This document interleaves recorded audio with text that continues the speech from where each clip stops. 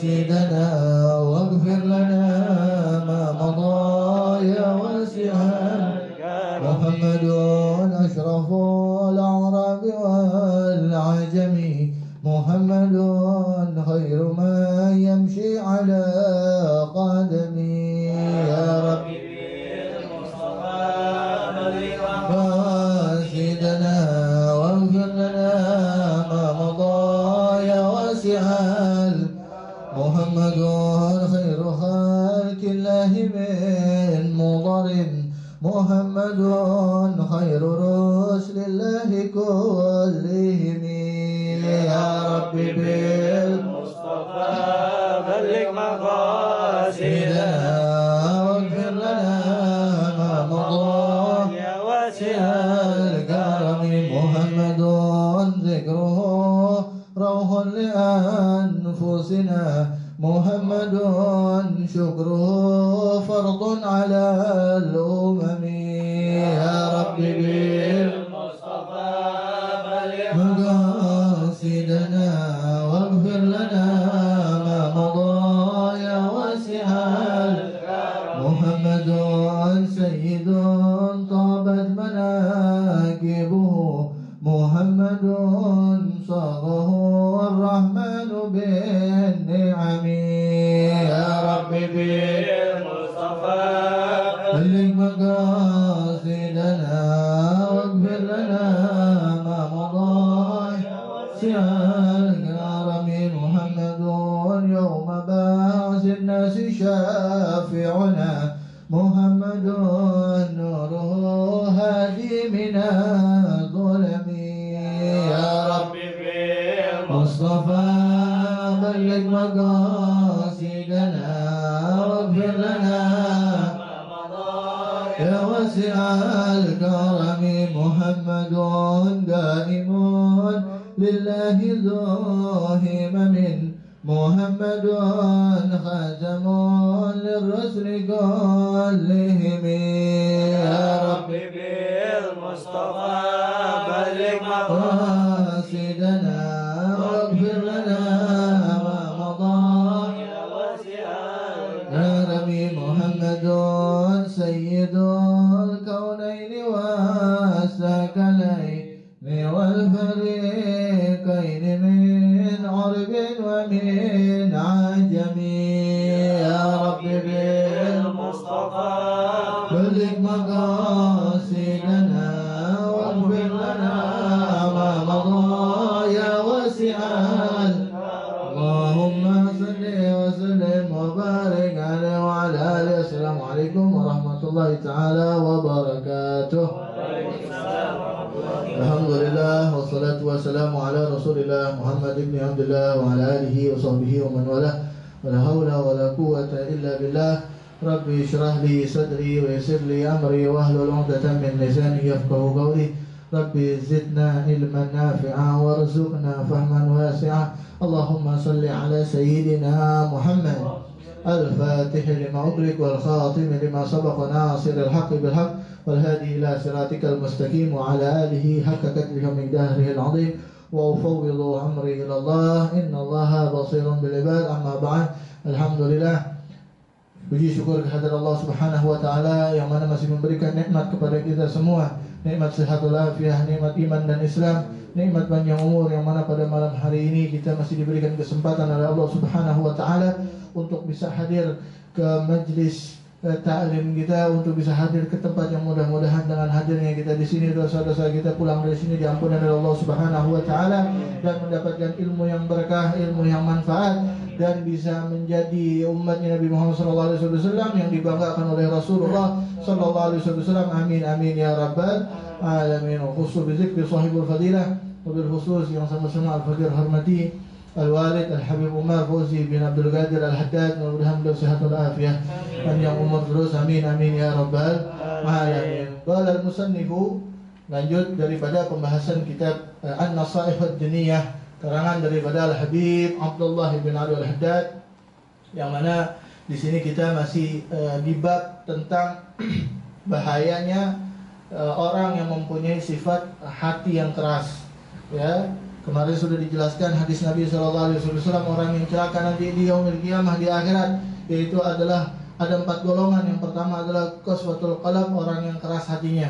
Orang yang keras hatinya adalah orang yang celaka nanti di hadapan Allah Subhanahu wa ta'ala. Kemudian yang kedua, ujumudul ain, orang yang matanya nggak pernah nangis mengingat dosa-dosanya, orang yang nggak pernah taubat kepada Allah Subhanahu wa ta'ala. Kemudian yang ketiga, yang merugi di hadapan Allah nanti, yang sial, yang celaka di hadapan Allah Subhanahu wa ta'ala, al-hiris, orang yang rakus di dalam urusan dunia. Ya, lain hanya kalau dia rakus di dalam urusan akhirat. Kalau orang yang rakus dalam urusan akhirat, maka dia orang yang paling beruntung di hadapan Allah Subhanahu wa ta'ala.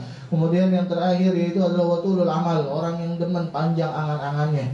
Panjang angan-angan di dalam duniawi, ya, bukan panjang angan-angan di dalam akhirat. Kalau panjang angan-angan di dalam urusan akhirat, maka ini adalah menjadi amal ibadah dicatat oleh Allah Subhanahu wa ta'ala. Wa fil hadis al-akhar lanjut, wa'lamu anna Allah la yaqbalu du'a min qalbin ghafil. Di dalam hadis yang lain, Rasul sallallahu alaihi wasallam itu beliau bersabda, ketahuilah wahai hadirin, ketahuilah wahai umatku, kata Rasul sallallahu alaihi wasallam, annallaha la yaqbalu du'aan min qalbin ghafil. Allah Subhanahu wa taala enggak menerima doa orang yang hatinya lalai.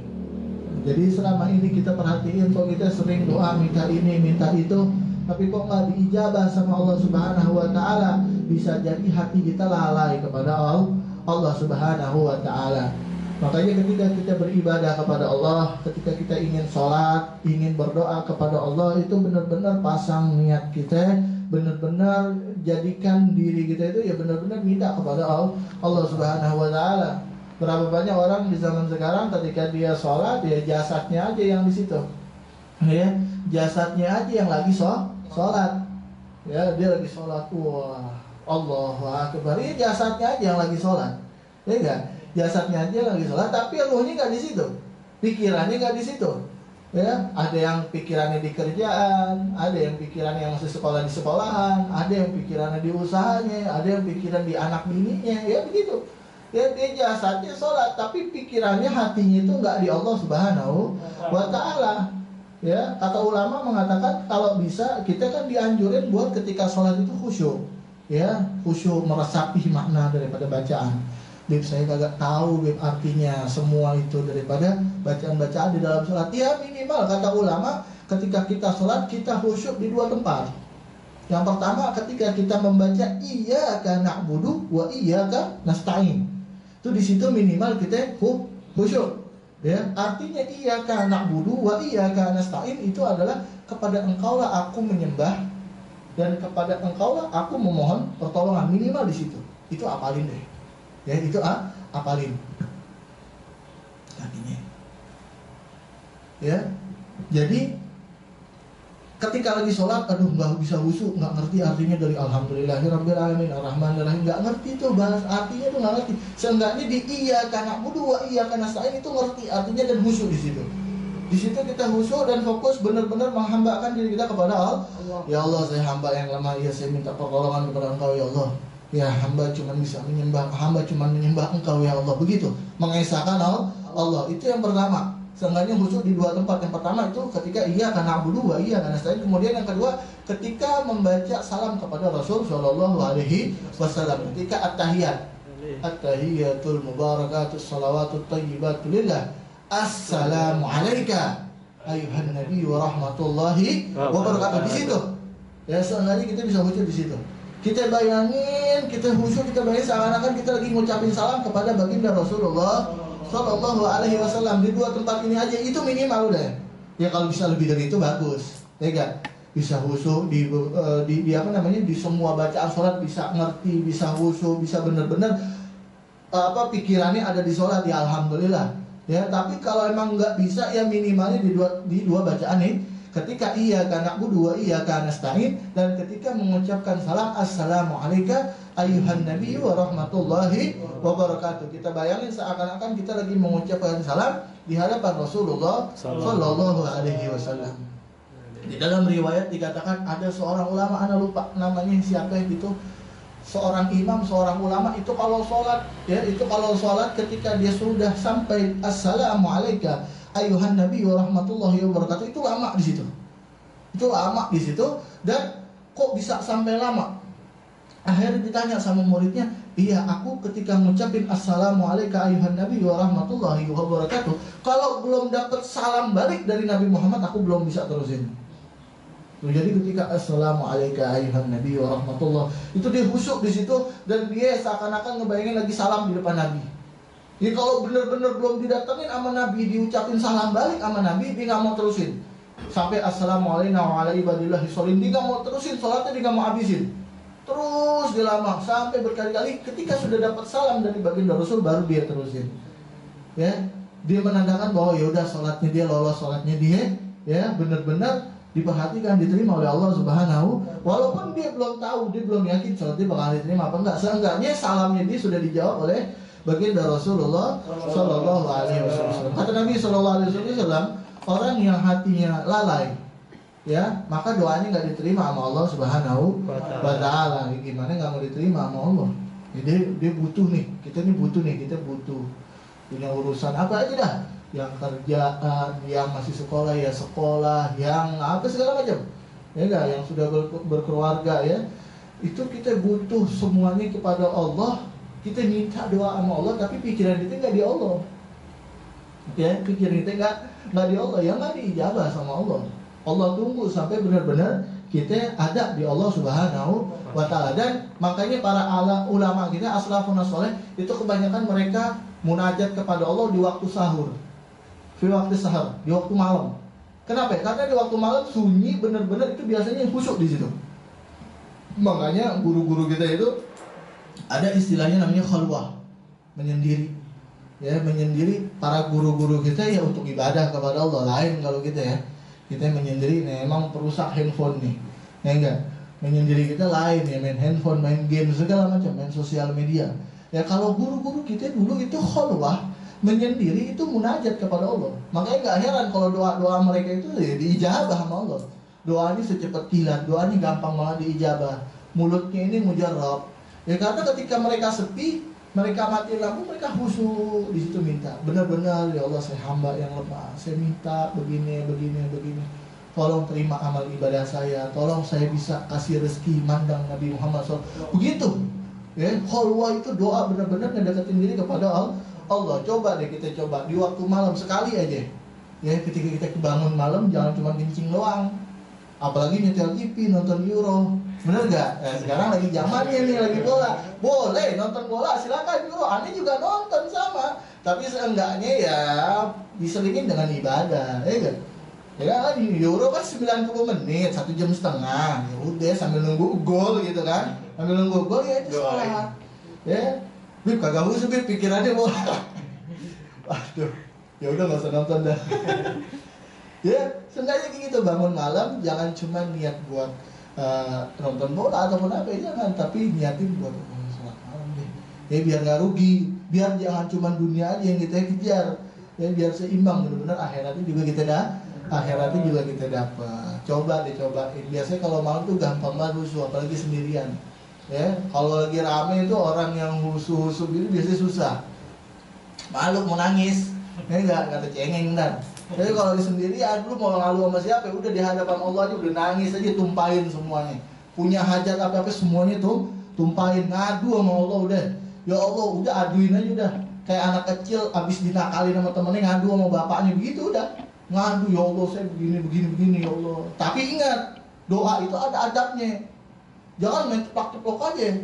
Nabi ngajarin orang yang berdoa kepada Allah, yang dijepit dengan sholawat kepada Nabi, insya Allah diijabah sama Allah. Maknanya diawali dengan sholawat, diakhiri dengan sholawat, insya Allah itu nanti diijabah sama Allah. Dan adabnya ketika berdoa itu sebelum kita sebutin hajat-hajat kita, itu kita renungin dulu dosa-dosa kita.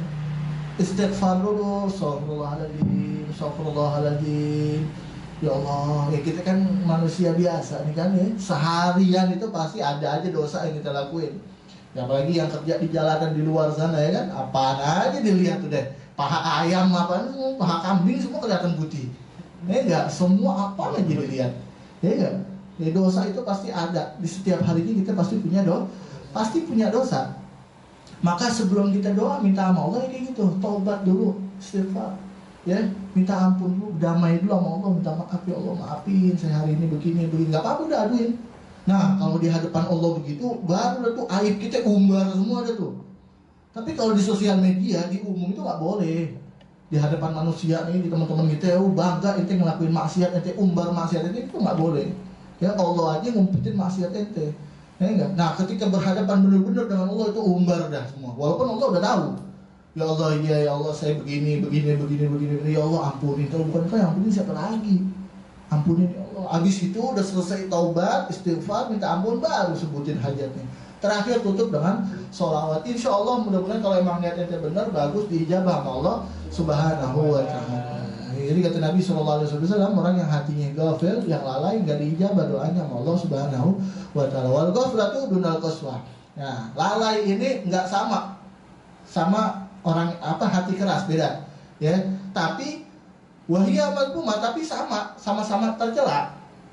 Walaupun lalai dengan hati yang keras itu beda sifatnya, tapi sama-sama tercela. Wal qalbul ghafil huwa alladzi la yastayqidu wa la yatanabbahu idza waradat alaihi mawa'is wa zawajir. Hati yang lalai maksudnya yaitu adalah ketika diberikan nasihat, ketika diberikan peringatan, ketika ada nasihat-nasihat agama di situ, idza waradat alaihi mawa'is, ketika datang nasihat-nasihat, la yastayqiz, enggak sadar. Ya, enggak sadar kan. Capek dia habis mukulin gendang kali. Habis jihad kali dia. Demon dia. Ya. Sallallahu alaihi Nabi. Allah. Gitu. Ya, orang yang hatinya lalai yaitu ketika mendapatkan nasihat, ya ada nasihat-nasihat tentang hadis Nabi. Makanya adab di dalam majelis ilmu, adab di majlis-majlis taklim, majlis-majlis ilmu itu benar-benar khusyuk dengerin, apalagi di situ disebutin tentang hadis-hadisnya Nabi. Ya diajarin, kita kalau bisa kita resepin seakan-akan itu Nabi yang ngomong. Walaupun yang ngomong semua aneh nih. Ya ini kan ucapannya Nabi, aneh cuma nyampein aja kayak gitu. Ya seakan-akan oh Nabi ngomong begini. Itu diresepin tuh. Ya diresepin. Walau tanabba, enggak bangun dia, enggak enggak sadar sama nasihat-nasihat itu, dan enggak digubris tuh nasihat, bodo amat aja udah. Ya enggak? Bodo amat aja. Nasihat tentang kebaikan, nasihat tentang ancaman segala macam, enggak boleh begini, udah aja udah begitu. Ditanya pulang tadi Habib ngomongnya apaan? Itu cuma bilang enggak boleh begini, udah aja. Ya enggak? Masuk kuping kanan, keluar kuping kanan lagi belok. Ya udah, keluar kuping kiri mendingan lewat, ada bekasnya dikit gitu. Ini belok, masuk kuping kanan, keluar lagi belok gitu udah. Ya.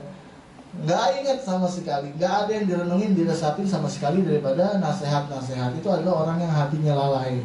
Ya, makanya kalau kita pengen tahu diri kita ini termasuk orang yang hatinya lalai, hati kita keras sampai kagak, coba perhatikan ketika kita dapat nasihat, kita benar-benar bisa nerima apa kagak. Benar-benar bisa nerima apa kagak nasihat tersebut. Kalau hati kita nolak, emang nasihat itu pahit. Ya kayak gini ini kan kitab Nasaihud Diniyah. Artinya nasihat-nasihat agama. Loh yang ngomong bukan aneh, ini yang ngarang Habib Abdullah Haddad. Ya, jadi ini nasihat bukan cuma buat antum semua ya, buat aneh juga. Kayak gitu, buat aneh pribadi juga. Jadi aneh cuma sekedar nyampein, kalau antum mau nyampein silakan enggak apa-apa. Aneh kasih kitabnya gitu. Tapi kan aneh nyampein ya ini nasihat bersama-sama buat kita semuanya, nasihat memang pahit. Ya, dan kita doa minta sama Allah supaya bisa ngamalin. Ya, walaupun nggak bisa semuanya, seenggaknya sedikit ada yang bisa kita amalin. Jangan kita biarin nih hati jadi keras, jangan kita biarin. Hati ini perlu dicas, jangan sampai hati ini jadi keras. Kata Sayyidil Walid Habib Abdurrahman As-Segaf, Habib Abdurrahman bin Ahmad bin Abdul Ghadir As-Segaf, Bukiduri, tahu semua ya. Yang qasidahnya terkenal tuh ilahi bijahilan, ya tawasul, ya. Sayyidil Walid Habib Abdurrahman bin Ahmad As-Segaf itu beliau pernah mengatakan kayak begini, orang tuh yang hatinya keras, orang tuh yang hatinya udah mati, itu walaupun dikasih nasihat apapun gak bakalan kelihatan bener, meskipun kebenaran itu ya seterang matahari, kebenaran tersebut sejelas matahari, Tapi kalau hatinya dia udah keras, gak bakalan kelihatan benar di matanya dia. Naudzubillah.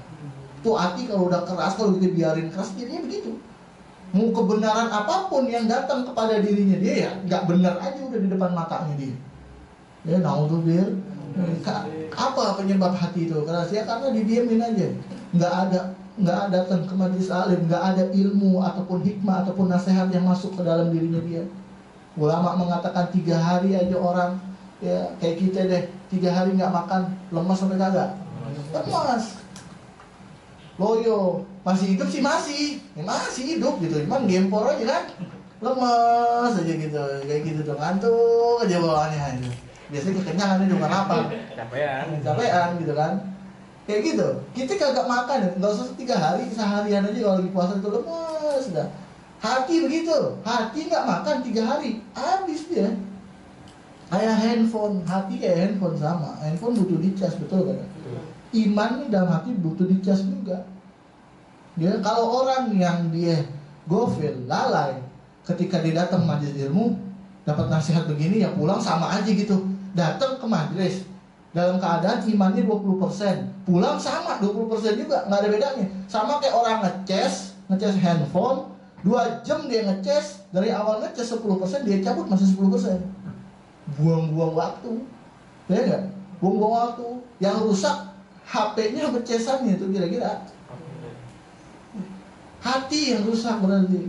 Ya diri kita berarti yang kagak mau ngebenerin hati. Datang ke majelis taklim, datang ke majelis ilmu tujuannya buat melunakin hati. Ya, karena dengan nasihat-nasihat, dengan kalam hikmah, kalam ulama itu bisa melembutkan daripada hati, ngecas iman kita. Oh datang, iman udah lama nih nggak taklim. Iman ente datang ke sini 20%, iman ente pulang seenggaknya naik dah 5% dah. Enggaknya kebangetan kalau naik 5% mah. Kayak gitu. Ya seenggaknya masa ngecas lama-lama cuma naik 5%. Ya seenggaknya jadi 70%, 80% iman gitu tuh ya. Naikin. Ya betul-betul pasang net benar-benar. Jadi hadir majelis taklim 3 hari aja nggak hadir majelis taklim, nggak ada ilmu, hikmah, nasihat yang masuk ke dalam diri kita, masuk ke dalam hati kita, itu membuat hati kita keras, membuat hati kita mati, kelaparan dia mati jadinya. Jadi hati juga perlu dikasih makan, bukan cuma jasad badan kita yang perlu makan. Hati juga perlu dikasih dengan cara apa? Dengan cara mendapatkan nasihat ilmu agama, minta nasihat sama guru-guru, sama ustadz, sama kiai, sama habib, minta nasihat. Ya walaupun agak sedikit pedas umpama nasihat gitu, ya udah telan aja, udah telan, namanya juga obat ya kan, namanya juga obat ya pahit. Nggak ada obat yang manis masih sirup. Iya, itu kencing manis dah. Kebanyakan makan sirup, naudzubillah min dzalik. Jadi orang yang lalai yaitu adalah orang yang nggak menggubris nasihat apapun, juga bodoh amat aja udah dia. Tetap dia mengikuti daripada urusan mengikuti hawa nafsunya dia. Tetap dia sibuk dengan urusan duniawinya dia. Ya, dia masih bodoh. Kemarin kan yang dijelasin deh. Ya. Sebenarnya itu dia lagi dijerumusin sama Allah Ta'ala dengan cara diberikan nikmat, istidraj, segala macam. Nggak biarin aja, udah kelihatannya manis. Padahal itu lagi dijerumusin sama Allah Subhanahu wa Ta'ala. Jadi kita hadir kayak gini ke majelis taklim, ini bukan daripada kemauan kita sendiri. Jadi ketika kita bisa hadir ke majelis taklim, ke majelis ilmu, itu syukurin ya Allah, alhamdulillah, berarti Allah masih menghendaki saya untuk berbuat baik. Berarti Allah masih pengen saya buat melakukan kebaikan. Kata Nabi SAW, "Man yuridillahu bihi khairan yufaqihu fid din." Siapa orang yang dikehendaki baik sama Allah Subhanahu wa Ta'ala, maka dia akan diberikan pemahaman di dalam urusan agama. Pahami kita dalam urusan agama dengan hadir ke majelis taklim, ke majelis ilmu. Ya, kebalikannya orang tuh yang paling kagak datang ke majelis taklim, yang hatinya masih diarahin, disibukkan dengan urusan duniawi, jangan bangga. Lu nggak datang ke majelis taklim, udah nggak level. Sumpah gitu, udah nggak level. Begitu-gitu aja. Ya paling baca maulid, ya paling habis ceramah udah gitu aja. Ya paling habis itu kasih makan udah. Oke, besok ente yang ngajar, aneh nggak kasih makan dah. Ya enggak? Begitu. Omongannya bangga dia, nggak hadir majelis, nggak hadir maulid, dia nggak hadir ke tempat yang baik-baik, dia bangga. Padahal tanpa dia sadari itu adalah penolakan dari Allah Ta'ala. Emang Allah nggak undang, Allah nggak pengen dia berbuat baik. Allah yang nggak pengen, bayangin juga. Kalau kita, ente nih, aneh nggak pengen ente berbuat baik, masih mending aneh, manusia. Ah, lu siapa? Allah, lu masih mengucap lu siapa? Ayo dah, Allah yang bilang. Aneh nggak pengen ente baik, aneh nggak pengen ente berbuat baik. Lah, kalau Allah nggak pengen kita berbuat baik, terus mau bagaimana? Biarin aja Allah ulur, Allah kasih nikmat. Wah, padahal dia lagi diulur sama Allah. Istirahat tuh. Terus diikutin dunia ini terus, deng. Sampai dah tuh ajalnya. Mati, bininya jadi janda dah. Ayo, anaknya yatim. Nah itu. Dunia dia kagak dapet, akhiratnya dia kosong. Dunia dikejar, mati, dia yang dihisab.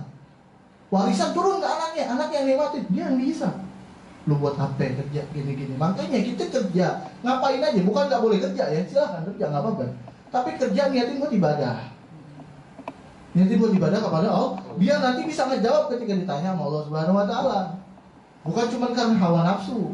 Ya pokoknya apapun aja kita niatin untuk ibadah kepada Allah Subhanahu Wa Taala, bukan untuk hawa nafsu. Mau sekolah, mau kerja, mau apapun itu niatin karena Allah yang pertama. Ya, ataupun yang masih pada belum nikah nih, mau nikah, niatin karena Allah, bukan niatin karena hawa nafsu. Nanti insya Allah akan dituntut sama Allah Subhanahu Wa Taala. Jadi itu adalah orang yang ghafil, orang yang lalai. Kemudian Nabi SAW lanjut, wa qala Allah Ta'ala li rasulihi alaihi salatu wassalam. Allah Subhanahu Wa Taala juga pernah, Allah Subhanahu Wa Taala bersabda kepada Rasulnya, kepada Rasul SAW, wadhkur rabbaka fi nafsika tadarruan wa khifatan wa duna jahri minal qawli bil ghudwi wal asal wa la takun minal ghafilin. Ingatlah wahai kalian kepada Allah Subhanahu Wa Taala, tadarruan wa khifatan, dalam keadaan rendah hati dan takut. Maknanya kalian ketika ingat kepada Allah, berdoa kepada Allah, rendahkan hati kalian, ya, dan menjadikan diri kalian itu benar-benar takut. Wa dunal jahri, jangan teriak-teriak, jangan angkat suara. Lah doa teriak-teriak. Inna rahmati fima kalimah fima Allah. Doa tuh si tanenya itu. Teriak-teriak begitu. Sama aja kalimat itu artinya beda-beda. Makhluk ya. Ada lagi pengikutnya. Idih ya Allah. Alhamdulillah. Teriak-teriak. Padahal Allah udah bilang kalau doa itu dengan sopan santun. Ketika ingat Allah jangan teriak-teriak. Emang lu kira Allah budek? Allah itu ya sama. Allah yang maha mendengar, lu yang budek, yang mesti diteriakin, diingetin nasihat gak denger-denger, masih aja makoli-makoli juga, bener gak? Teriak mulu, buka Quran gak ada, kurang ajar banget. Mau tulisan bapak, lo, iya, kurang ajar. Ada tapi pengikutnya, alhamdulillah jangan diikutin. Di kampungan ini kalau ada mulai, makoli udah, baik-baik tuh ente, hati-hati ente, jaga jarak ente. Gak usah pakai nanya sama aneh. Itu benar apa ya? Gak usah tanya. Benar, ikutin. Aduh, makoli bisa aja. Ya Allah, besok ditanya nih. Ya, ada apa begitu ya? Jangan teriak-teriak ketika doa. Kalau ulama-ulama itu gimana? Itu bukan teriak. Itu benar-benar khusyuk, mengundang biar hati kita itu benar-benar luluh, tergerak, benar-benar ingat kepada Allah. Kayak Habib Umar bin Hafs kan kalau doa suka ya Allah ya Allah, itu bukan teriak, itu benar-benar mengundang kehusyuan kepada diri kita. Kalau kagak digituin kagak ingat kita kepada Allah. Ya ada kalanya begitu, ada kalanya juga harus tenang, harus merendahkan diri. Wala takun minal ghafilin, jangan jadi orang yang lalai kata Allah Subhanahu wa taala. Wala tuti man aghfalna qalbahu, juga kata Allah Subhanahu wa taala, jangan kamu taat kepada orang yang hatinya telah aku lalaikan. Daripada mengingatku, jangan kamu ikutin dia, kemauannya dia. Orang yang hatinya dilalaikan sama Allah Ta'ala, jangan kamu taat sama dia dan jangan kamu ikutin kemauannya dia. Karena sesungguhnya pasti kemauannya dia itu sesuai dengan hawa nafsu, bukan sesuai dengan taat kepada Allah Subhanahu wa Ta'ala. Wa minal ghaflati, dan lalai itu ada banyak. Lalai itu ada banyak. Di sini yang disebutkan ada 3 aja di sini. Di antaranya juga ketika baca Al-Quran. Ya, ketika baca Al-Quran tidak meresapi daripada makna-maknanya. ya tidak meresapi maknanya, nggak ngerti ya nggak apa-apa, kan sekarang Quran terjemah banyak tuh ya kan, Quran terjemah banyak, ya baca Quran yang ada terjemahnya nggak apa-apa, sambil baca-baca biar kita tahu maknanya, maksudnya apa, oh begini begini begini, oh berarti Allah tuh masih tahu begini begini begitu, ya kan? Ataupun sekarang kan translate di Google ada, ya kita cari makna Al-Quran, tapi lebih afdalnya ya itu tadi, ya lihat yang ada maknanya aja. Jangan pakai translate di Google, takut di Google salah, lu jadi makoli lagi. Ya. Ini ingat makoli mulu, tiap malam mau telaahnya makoli mulu, salah ya Allah, dah bukan tahajud ya. Yang dilihat, soalnya aneh bingung makoli itu aneh. Ambil kalimat yang hati-hati, aneh cari di kamus, kagak ada. Masa kok ngetik makoli keluar gorengan? Gorengan, maksudnya apa gorengan? Lapar kali. Jadi kayak gitu, ghaflah diantaranya ketika baca Quran ataupun mendengar Al-Quran, dia tidak mentadabbur, tidak meresapi daripada maknanya. Enggak ghaflah itu juga alla yuksira dzikral maut, enggak pernah ingat kematian. Enggak pernah ingat kematian ataupun enggak pernah ingat urusan-urusan akhirat, dunia mulu otaknya. Ya seakan-akan hidup selamanya, panjang umur terus, ya kita gak tahu mati kapan. Nggak pernah ingat kematian, nggak pernah ingat urusan akhirat, nggak pernah ngelihat gambaran orang yang hidup bahagia nanti di akhirat kayak apa, orang yang hidup sengsara nanti di akhirat kayak apa, nggak pernah terpikir di dalam dirinya dia, di dalam hatinya dia semacam itu. Ya urusan akhirat tuh nggak pernah kepikir. Ini ghaflah, lalai. Urusan dunia mulu yang ada di dalam pikirannya. Nggak ada urusan akhirat. Ya seenggaknya kita jangan sampai kalah. Nih akhirat tuh jangan sampai kalah. Dunia boleh kita kejar terserah, tapi akhirat jangan sampai kalah. Jangan sampai kalah. Rugi kita, ntar mati udah dunia kita nggak dapat. Emang ada orang mati masih bisa nikmatin dunia? Anda mau tanya deh. Ada sekarang orang mati itu, biar kata orang Cina kan banyak yang pada mati dikubur sama mobil-mobilnya. Tapi dia bisa nikmatin nggak di dalam? Iya macet terus. Nah kalau bensinnya habis gimana nih? Isi BBM-nya. Gitu, ada orang yang bisa nikmatin dunia nih ketika dia sudah mati. Gak ada. Udahnya dunianya dia gak bisa nikmatin, akhiratnya dia gak punya amal. Nah itu kan, makanya rugi orang yang semacam ini. Itu. Dan juga diantaranya orang yang ghaflah, wa'ala yaksirah mujalasatul ulama bila ubidini. Gak pernah datang ke majelis-majelis ilmu, ke majelis-majelis para alim ulama, yang mana di dalamnya al-mudzakirina bi ayyamihi wa alaihi wa wa'adihi wa wa'idihi, yang di dalamnya itu menjelaskan tentang, mengingatkan tentang hari-hari akhirat ataupun kenikmatan-kenikmatan surga, janji-janjinya Allah Subhanahu wa taala, ya ancaman-ancamannya Allah Subhanahu wa taala. Itu orang yang lalai nggak pernah datang ke majelis ilmu yang semacam itu. Jadi majelis taklim itu sebenarnya banyak. Ya, udah ketahuan duluan nih sama Habib Abdullah Haddan. Ya, di akhir zaman mungkin bakalan ada majelis taklim yang bukan mengingat kepada Allah.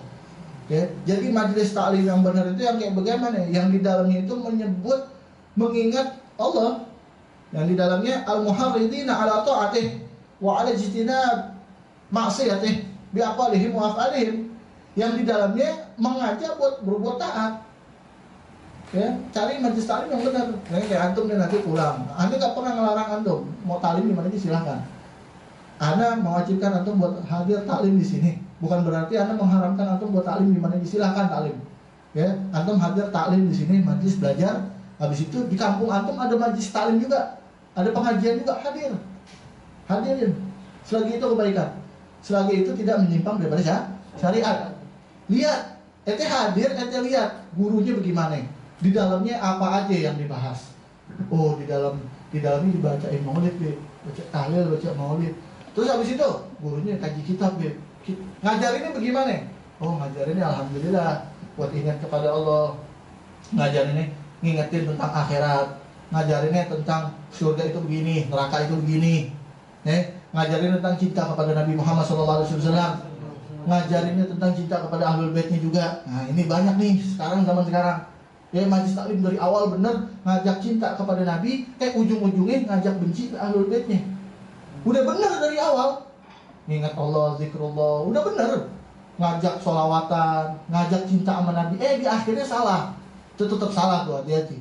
Jadi benar-benar harus 100% murni karena Allah Subhanahu wa taala. Benar karena Allah Subhanahu wa taala. Oh, bagus Beb, ngajak kepada cinta Nabi Muhammad. Ingat Nabi Muhammad, cinta sama ahlul baitnya Nabi Muhammad. Alhamdulillah Bib benar. Ya udah ikutin. Ngaji istiqomah. Istiqomah di sini, istiqomah di sana juga. Gak apa-apa di kampung antum tuh istiqomah gitu. Tapi nggak ada ceramahnya Bib, cuma maulidan aja. Maulidan bener apa kagak? Bener kan?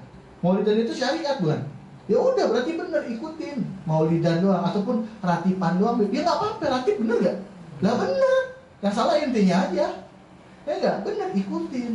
Ataupun cuma tahlilan doang, tahlilan bener gak? Bener. Nah yang kalau salah dalamnya cuma makoli doang Bib. Nah itu salah. Ya enggak? Saya berbicara kepada semua. Maka ini rahmatan kan maafin Allah. Lalu udah kalau ada majlis gitu di kampung ente udah dah pindah. Ya kalau bisa jangan sampai masuk ke kampung ente. Kalau bisa, kalaupun masuk ya suruh jadi satpam ya. Ya. Lihat. Ani sering kan ngeliat tuh di internet juga sama netizen tuh luar biasa ya. Sebodoh kayak gitu, sesat jelas kayak begitu masih ada pengikutnya. Padahal udah jelas-jelas sesat, masih ada pengikutnya. Bagaimana Dajjal? Ente makanya Rasulullah bilang, jangan pernah sekali-kali menantang pengen ketemu Dajjal. Seandainya ada orang alim, ulama besar ketemu dengan Dajjal, itu dia bisa kemungkinan besar ikut dengan Dajjal tersebut. Jadi pengikutnya Dajjal. Nah, untuk bilang saking bahayanya nih Dajjal nih. Dajjal yang benar-benar Dajjal ya. Saking bahayanya. Makanya doa minta sama Allah buat dihindarin daripada fitnah Masihid Dajjal. Allahumma inni na'udzubika min fitnatil Masihid Dajjal. Itu kan di akhir sholat kita diajarin kayak gitu. Ya doa biar terhindar dari fitnahnya Dajjal. Dajjal kalau ente ketemu Dajjal, itu na'udzubillah min dzalik, jangan sampai kita ketemu. Itu dia bisa ngasih apa aja yang kita pengen. Apa sih yang itu Dajjal berupa orang alim. Orang dia berupa orang yang alim, yang pintar, yang ngerti agama, bukan nggak ngerti. Tapi dia ngaku Tuhan karena dia merasa hebat. Itu nanti dia panggil, setiap orang yang dipanggil, kamu ngangguk aku Tuhan nggak? Enggak loh, kenapa? Aku bisa ngasih setiap apa yang kamu pengen. Oke gini deh, yang kamu anggap Tuhan siapa? Allah. Apa yang kamu minta sama Allah, coba minta sama saya. Nah coba ente kalau digituin, ente mesti, pas nih, gue pengen kaya, minta rumah yang gede, gue pengen kecil lagi Dajjal itu. Ente minta sama Allah, ya Allah pengen punya rumah yang gede, dari mulai bayi sampai gini hari kagak dapat rumah gede. Ini enggak, atau apa yang punya mobil cakep dari mulai kecil doa, diajarin gitu doang orang tua sampai sekarang nggak dapat. Minta aja dah sama Dajjal, dapat langsung. Kira-kira posisi itu kalau di situ goyang nggak tuh, coba deh. Wih hebat, pasti gitu. Mau tuh bilang itu keluar kalimat begitu aja, belum percaya itu udah musyrik. Widih doang belum hebat. Itu udah musyrik, naudzubillah. Makanya jangan sampai itu mau ketemu sama Dajjal. Itu Dajjal yang apa ya, kehebatan itu emang sengaja Allah tampakin, pengen nguji keimanan kita. Udah jelas-jelas berupa alim segala macam. Kalau doa sama Allah, doa minta hujan langsung. Kalau kita doa minta sama Allah kadang-kadang kan nggak dikasih hujan. Ya kita ini banyak dosa, kita ini banyak urusan maksiat sama Allah Ta'ala. Minta sama Dajjal langsung dapat sama Dajjal. Tuh coba gimana apa jadi kaumnya Dajjal nanti. Kalau Dajjal jelas-jelas gitu lah, ini udah jelas sesat, bener kagak kelihatan, enggak, masih ada pengikutnya. Nah tuh deh. Padahal ada perhatiin, itu orang-orang pengikutnya diri Made itu orang-orang yang pada bisa baca kitab. Gus-gus, kiai-kiai itu orang yang pada bisa baca kitab, yang ngerti ilmu, baca kitab tuh ngerti. Nah musorofnya itu bagus, luar biasa, baca kitabnya bagus. Tapi kok bisa percaya sama makoli-makolinya? Tuh lihat coba, akhir zaman, sejelek apapun, sesat apapun orang mengajarkan kesesatan, pasti ada pengikutnya. Ya, kita berlindung dari situ.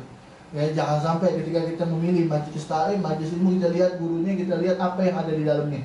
Ketika di dalamnya itu benar sesuai dengan syariat yang diajarkan oleh Rasulullah SAW, maka istiqomah ikutin. Ya, istiqomah ikutin, insya Allah itu ya kebaikan buat diri antum. Tapi kalau seumpama itu di dalamnya mengajarkan kepada kebencian, kesesatan, kagak beres gawal hasil, ya jangan diikutin. Walaupun itu di depan rumah antum sendiri, di kampungan antum sendiri, nggak usah pakai nggak enakan, nggak usah diikutin. Daripada nanti akhirnya antum terjerumus kepada hal-hal yang nggak baik. Itu diantara daripada minal ghaflah, kata Imam Abdullah bin Al-Haddad. Di antaranya itu tadi 3, baca Quran tidak mentakabur daripada maknanya. Kemudian nggak pernah ingat urusan akhirat, kematian dan segala macam.